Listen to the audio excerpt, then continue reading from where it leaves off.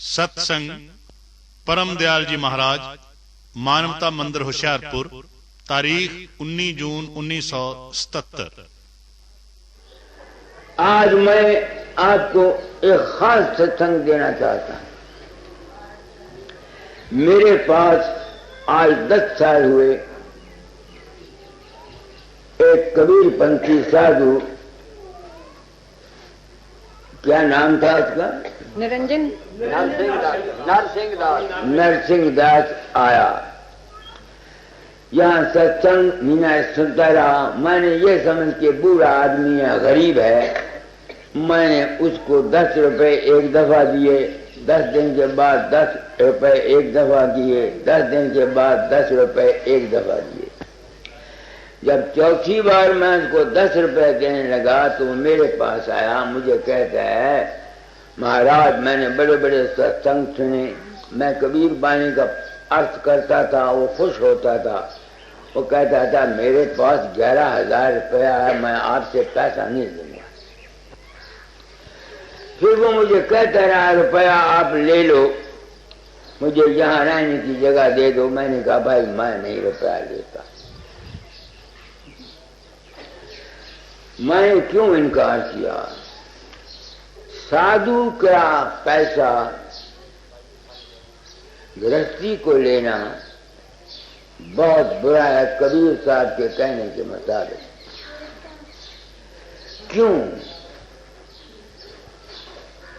इन साधुओं का पैसा जो कमाया हुआ होता है ये धोखे का होता है, 420 का होता है। जैसे मैंने कहा अब वो राम, उसने क्या नाम है, क्या नाम है, अभी जो खुशी राम आया है, उसने जो वाक्य मुझको बताया, उसने 2 रुपए मुझे दिए। वो जो 2 रुपए उसने दिए, अगर मैं उसको इस्तेमाल कर जाऊं तो वो 2 रुपए मेरे कितनों से निकलेंगे? क्यों? कि मैं तो उसके अंदर गया नहीं और न मैंने उसको प्रकाश दिया। हम साधु लोग, हम गृहस्थियों को बड़े बड़े गुरु पर्दे में रखकर, धोखे में रखकर उनसे पैसे लेते हैं। उनका पैसा जो खाएगा वो कहां जाएगा? इल गॉट इल स्पेंट। इस वास्ते साधु के पैसा एक तो इसलिए नहीं मैंने लिया। दूसरी ये बात थी कि अगर मैं पैसा ले लेता तो मुझे उसकी सेवा करनी चाहिए थी। मंदिर अगर पैसा ले लेता तो सेवा करनी चाहिए थी। सेवा कौन करता? मुझसे तो होती नहीं। वो शख्स आज 11 या 13 तारीख को कोई आदमी उसको रक्षा में जहां छोड़ गया, बीमार था, यही उसका पेशाब निकल गया। मैंने सेदारी राय को बुलाया, उसने बोला टीबी है। टीबी अस्पताल में भेजा। मैंने कहा बहुत सख्त टीबी है, दवाई दी तो 3 दिन बच गया तो बच गया, नहीं तो मर जाएगा। उसके पास 21,000 रुपया था। वो आज गया, क्योंकि जब वो आया उसके 30 रुपए उसके पास से किसी ने बेहोशी की हालत में निकाल लिया। 2,000 रुपया मंदिर से ले आया, बैंक से ले आया। 11 से 1 रुपया गरीब आदमी था, उसकी लड़की की शादी के लिए वो दे गया। एक पक्का उसके मकान में लगा दिया, बाकी उसके मरने पर खर्च किया। जो बचा 200-250 रुपया वो मैंने रेड क्रॉस में दे दिया। तो मेरे दिल में ख्याल आया कि हम लोग गुरुओं के पास जाते हैं और ये उम्मीद करते हैं कि वो हमको हमारा बेड़ा पार कर देंगे। तो आज आपको कबीर साहब का शब्द सुनाता हूं। कबीर क्या कहता है, पढ़ो।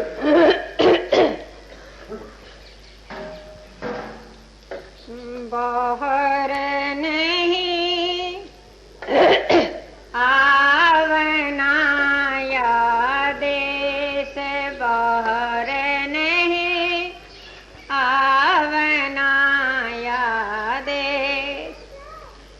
जो गए बाहर नहीं आए, जो गए बाहर नहीं आए, पठवत नाही संदेश, पठवत नाही संदेश, बाहर नहीं आवना यादे।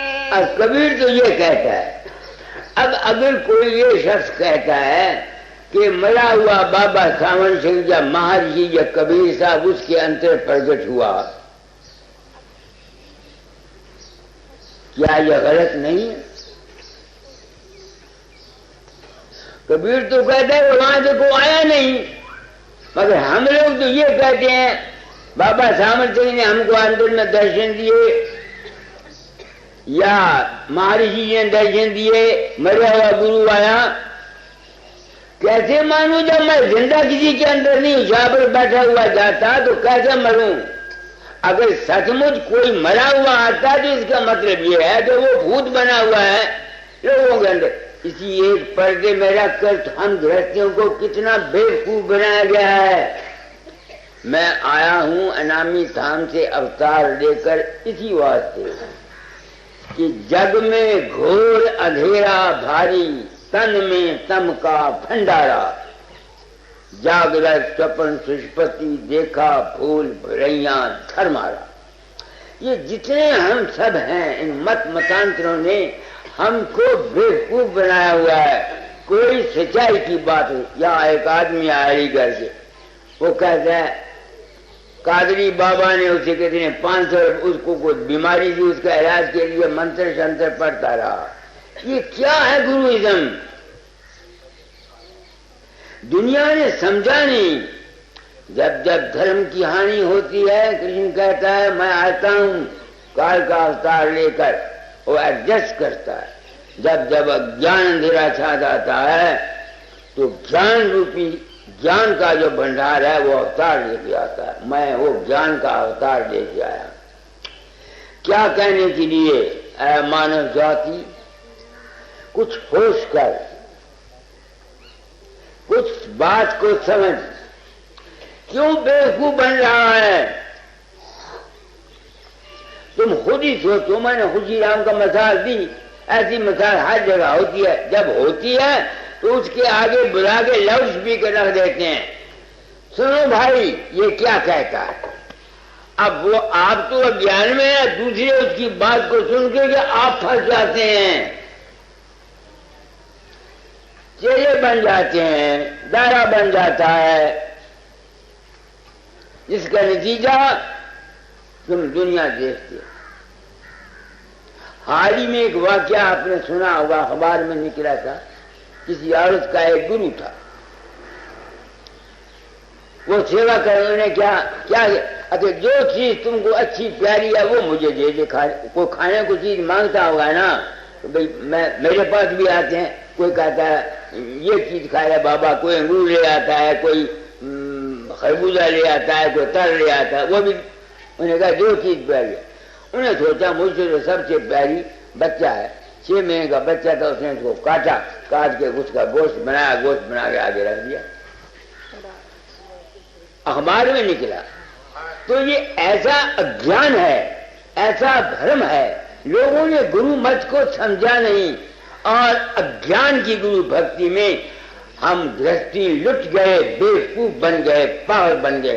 कोई हमको समझाने वाला। इस दशा को देखकर कुदरत मेरे दिमाग को हिलाया कि सच्चाई बयान कर जाऊं। मगर मैं दावा नहीं करता कि मैं जो कुछ कहता हूं ठीक है। मेरी जिंदगी का अपना अनुभव है। हो सकता है मैं गलत हूं, ये जानती हूं, मगर चूंकि बाबा चरण सिंह ने और संत कृपाल सिंह ने, लड्डू सिंह ने, एक मद्रासी ने, एक और ने मुझको ये कहा कि हम नहीं जाते, इसलिए मुझे हौसला है। ये जितना प्रोपेगेंडा आगे करने वाले हैं ये अज्ञानी चेले हैं और इनका कसूर नहीं। गुरु लोग इनको सच्चाई बताते नहीं कि अगर सच्चाई बता दें तो टहुआ नहीं आता, डेरा नहीं बनता। पर्दे में रखो तो जितना मर्जी चाहे दुनिया को लूट लो। तो अब देखो वो कहता है कभी कि सब कोई यहां से फाड़ ला के जाते हैं, कोई उधर से आता नहीं, बताता नहीं आगे क्या कहते हैं, पढ़ो। सुर नर मुनि और आगे है ना उत्ते सदगुरु, दूसरा शब्द है उत्ते सदगुरु आया ताकि हाँ उत्ते कोई न आया जा से पूछूं जाए, इतते सब कोई जाते हैं भार लदाए लदाए। ये कवि ने फैसला कर दिया। आगे उतते सतगुरु आए जाके मत बुद्धि धीर, भव सागर के जीव को खेल गावे तीर। अब वो कबीर कहता है कि उत्ते सदगुरु आया है, वो भवसागर के जीव को पार लगा दे। इस शब्द को पढ़ के अब दुनिया गुरु के पास जाएगी कि मेरा भवसागर से पार कर दो, उसका डेरा बनाएगी, उसका मान्यता मंदिर बनाएगी, उसको कपड़े देगी, उसके आगे नाक रगड़ेगी। ऐसा मैंने अपने आप को संत सदगुरु कहा, अपनी आत्मा से पूछता हूं और बेहया बुद्धे, तू अपने आप को सदगुरु कहता है। कबीर तो कहता है सदगुरु भवनिधि से जीव को पार लगाते हैं, तू लगा सकता है? ये सवाल है जो मैं एक सच्चा आदमी अपनी आत्मा से करता हूं। हाँ, कैसे? जैसे मैं हुआ भवसागर से पार, वो अभी भवसागर में पार हूं, कैसे हुआ? गुरु कैसे पार लगा मुझे नहीं पता। कबीर कैसे जीवों को भवसागर पार करता था मुझे नहीं पता। बाबा सावन सिंह कैसे जीवों को भवसागर पार करता था मुझे नहीं पता। दाता जाल कैसे भवसागर से पार करते थे मैं नहीं जानता। जिस प्रकार से मैं, मेरे गुरुओं ने मुझे पास किया, मेरे गुरु तुम हो। मेरे गुरु सदगुरु इस उम्र में आप लोग हैं, दया मेरे दादा जाल की है। जिस तरीके से मैं, आप लोगों ने मुझे भवसागर में तराया और भवसागर से पार किया, मैं आपको वो बात क्या था, वो क्या है? जिस तरह अब खुशी राम की मैंने मिसाल दी, रोज मेरे पास ऐसी चिट्ठियां आती हैं, एक दो वाकयात होते हैं जहां मेरा रूप लोगों की मदद करता है। अमेरिका, मैं फिर अमेरिका उन्होंने बुलाया मुझे, दो उनके अंदर मेरा रूप प्रकट होता है, उनके काम कर जाता है।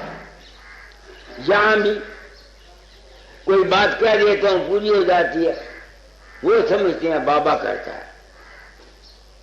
अब मैं अपनी आत्मा से पूछता हूं, फकीर चंद, लोग तेरे पास से प्रसाद ले जाते हैं, वो अपने विश्वास से राजी हो जाते हैं। मैं बीमार होता हूं, डॉक्टरों के पास दौड़ता हूं। अभी पीजीआई में गया था, वहां चेकअप करा के आया। अगर मैं ही कर सकता होता तो मैं अपने आप को बीमार नहीं, ठीक नहीं कर सकता। ये एक सवाल है। मेरी औरत 6.5 साल हार्ट ट्रबल से बीमार होकर मर गई। 3 हार्ट ट्रबल वाले मेरे प्रसाद से राजी हो गए। मैं अगर उसको राजी कर, मेरे प्रसाद में ताकत होती तो मैं अपनी औरत को राजी कर सकता। इन तमाम तजर्बों ने मुझे मजबूर कर दिया ये मानने के लिए कि जो कुछ किसी को मिलता है वो उसका अपना विश्वास है, अपनी श्रद्धा है, अपना यकीन, और कुछ नहीं। मेरे हृदय में चूंकि सच्चाई है, तू सांच बराबर तप नहीं, झूठ बराबर पाप। जिसके हृदय सांच है तिसके हृदय आप। कबीर कहता है मेरा क्योंकि अंतर बाहर एक है, वो 100% नहीं हुआ, अभी 2% 3% नहीं, मैं भी गिर जाता हूं।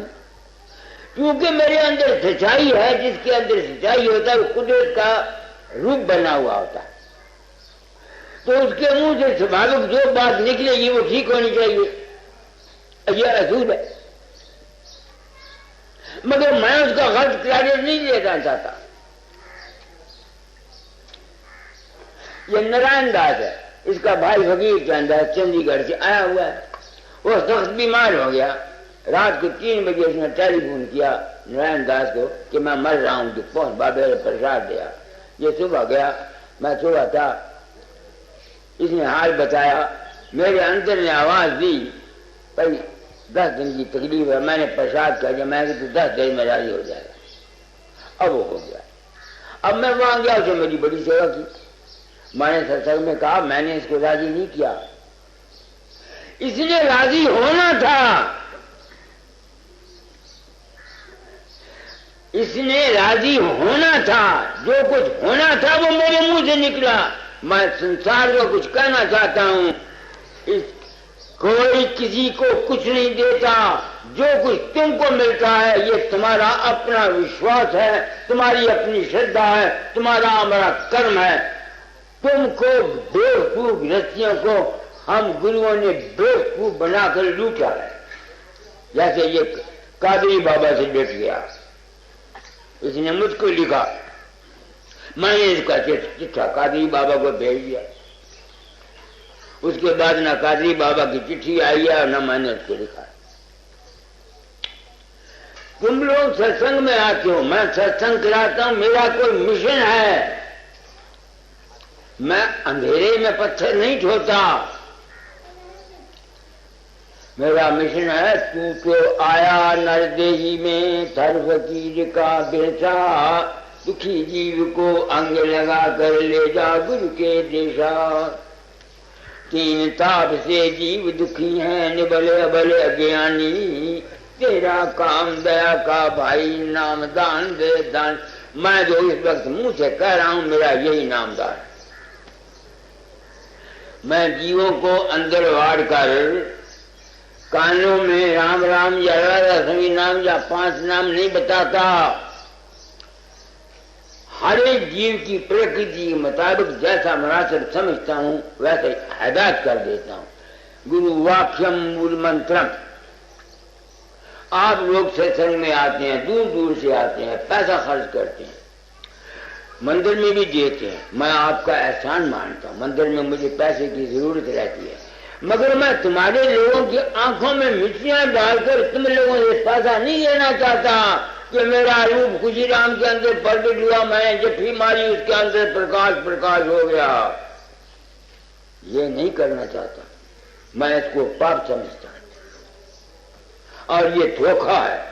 आपका जी चाहे मेरे सत्संग में आया करो, आपका जी चाहे मत आया करो। आपका जी चाहता मेरी कोई किताब पढ़ो, अगर नहीं जी चाहता मत पढ़ो। आप समझते हैं मैं सच्चाई पर हूं, दान की सूरत में मंदिर में गरीबों का या पक्षी कुछ देना चाहते हो दे जाओ, नहीं तो मौत करो। मैं ये नहीं चाहता। तो मैं सच्चाई जानकर मैं अपनी आत्मा से पूछता हूं। कबीर कहता है उत्ते सदगुरु आया पढ़ो, उतते सतगुर आया, जाकी मत बुद्धि धेर, भव सागर के जीव को खेल गावे तीर। मैं अपनी आत्मा से पूछता हूं, ओए बेहया हो गए, तूने गुरु आ गया बस या अपने कर्म भोग बस। मेरे कर्म ऐसे हैं, मेरी ग्रह ऐसे हैं। तूने अपने आप को संत सदगुरु किया, अब तू बता तू संसार को इस भवसागर के तीर कैसे ले जा सकता है। फूंक तो मैं मार नहीं सकता, ऐसे नहीं जा सकता। ऐ इंसान, तेरे अंदर जो कुछ प्रकट होता है ये तेरा अपना ही मन है, विश्वास है और श्रद्धा। अगर तू इस बात को समझ जाए कि जो कुछ तेरे अंदर फुरना फुरती है, राम का रूप प्रकट होता है, बाबा फकीर प्रकट होता है, कोई बात होती है, ये अगर तू समझ जाए कि ये दर हकीकत में एक सजेशन है, एक इंप्रेशन है जो तुम्हारे दिमाग पर पड़ा हुआ है, वो तुम्हारे अंदर फैलता है, और तू इसमें ना फंसे, इसको सच ना माने, तो क्या होगा? जब तुम मरने लगोगे, जो कुछ तुम्हारे सामने आएगा, तुमने सत्संग से ये गुरु ज्ञान हासिल किया हुआ है कि ये सब माया है नहीं, सजेशन है, इंप्रेशन है, फिर तुम कहां जाओगे? इस मन से निकल जाओगे कि नहीं निकल जाओगे? फिर तुम जाओगे प्रकाश में या शब्द में। सोचो मेरी बात, मैं पुरुषोत्तम दास एक जिम्मेवारी को महसूस करता हूं। 4 दिन की जिंदगी है, मैं पाखंड नहीं, मैं कहता हूं मैं संत सदगुरु हूं और जीवों को खेकर भवसागर से पार कर सकता हूं, मगर कैसे कर सकता हूं? अगर तुम मेरी बात को सुनो, समझो, गुनो और उस पर अमल करो, तब तुम पार जाओगे। मुझे मत्थे टेकने से, मेरा मंदिर बना देने से, मेरे घर में फूलों के हार डालने से, मेरे आरती करने से तुम पार नहीं जा सकते। यह बिल्कुल सच्चाई है। जग में प्रगटा परम दयाल, कहता है वो वचन रसाल, जो कोई माने समझे वो हो जाएगा निहाल। तुम अगर नहीं समझते तो मेरा क्या कसूर? तुम लोग जो मेरे पास आते हो, भवसागर से पार होने के लिए आते हो।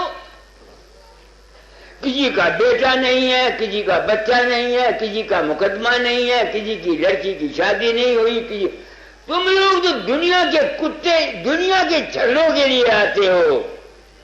संत मत का इसके साथ कोई ताल्लुक नहीं, यह सब झूठ। तुमको दुनिया में जो कुछ मिलता है ये तुम्हारा अपना कर्म है, तुम्हारा अपना ख्याल है, तुम्हारा अपना विश्वास है, तुम्हारी अपनी नियत। ये बिल्कुल साफ बात।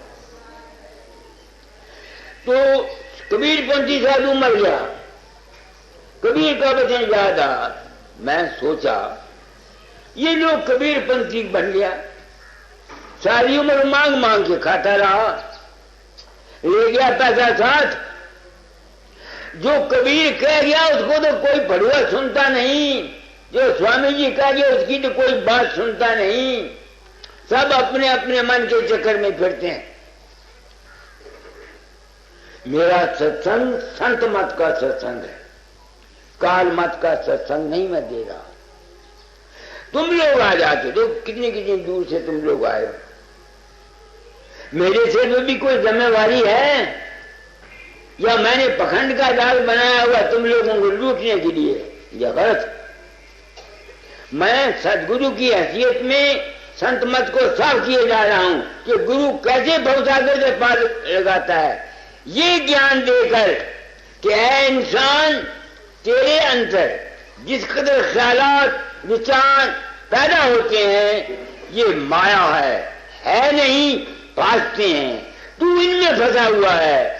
मेरा पुत्र, मेरा भाई, मेरा चाचा, मेरा गुरु, मेरा मदर।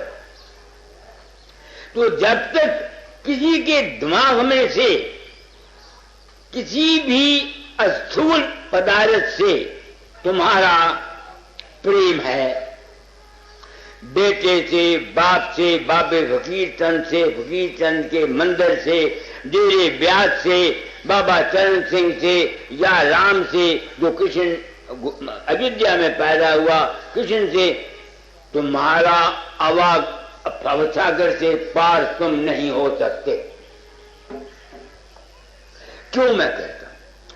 एक तो हमारे शास्त्र ये कहते हैं कि मरने के वक्त हिंदू लोग क्या करते थे, तिनका तोड़ते थे कि नहीं? जा भाई जिथों आया, साढ़ा तेरा कोई तल्लक नहीं। एक 10 दिन के लिए दीवा जलाते थे, क्रियाक्रम करते थे, उसका पुतला बनाते थे। मैंने अपनी औरत पहली का पुतला बनाया, पहले उसके पैर काटे, फिर उसके हाथ काटे पुतले के, फिर उसकी गर्दन काटी, ताकि मरने वाले को यह पता लगे कि जिसके साथ मैं प्रेम करता था इसने ये मेरे साथ ये सलूक कर रहा है। और जो उसकी, तो जब तक अटैचमेंट न हो, चूंकि साइंस ने अब ये साबित कर दिया है जो मैं कहना चाहता हूं, इसलिए मुझे 100% नहीं 1000% यकीन हो गया कि संतों का मार्ग ठीक है। साइंस क्या कहती है? यूएसएसआर, यूएसए, फ्रांस, स्विट्जरलैंड के डॉक्टरों ने ये साबित किया है कि जब इंसान मरने लगा उसको तराजू पर रखो, जब उसकी जान निकल गई, कोई 25 ग्राम कटा, कोई 20 ग्राम कटा, कोई 10 ग्राम कटा, कोई 12 ग्राम कटा, उसकी जो सूक्ष्म शरीर अंतर से निकला उसको उन्होंने स्क्रीन के ऊपर एक खास मसाला लगाकर वहां देखा, बाहर निकलते हुए। चूंकि वो साबित हुआ ना कि वो उसके अंतर से जो चीज निकली वो वजनी थी। अगर वो वजनी थी तो जो जमीन की कशिश है उसको आगे नहीं जाने देगी। तो कोई शख्स लाख ईश्वर की भक्ति करता रहे, लाख राम को पूजता रहे, लाख बाबे फकीर को पूजता रहे, बाबा सामन सिंह को पूजता रहे, किसी और गुरु को पूजता रहे, बाप बेटा भाई के साथ प्रेम रखे, कितना ही परोपकार उसने किया हुआ हो, चूंकि मरने के बाद उसका शरीर इस स्थूल पदार्थ के प्रेम की वजह से भारी होगा, इसलिए जो कुछ भी इसने कर्म किया हुआ है, खाए 50 गुरु धारण किए हुए हैं, वो इस आवागमन के चक्कर से, इस जो भूमंडल का जो ग्रेविटी है इससे बाहर नहीं जा सकता।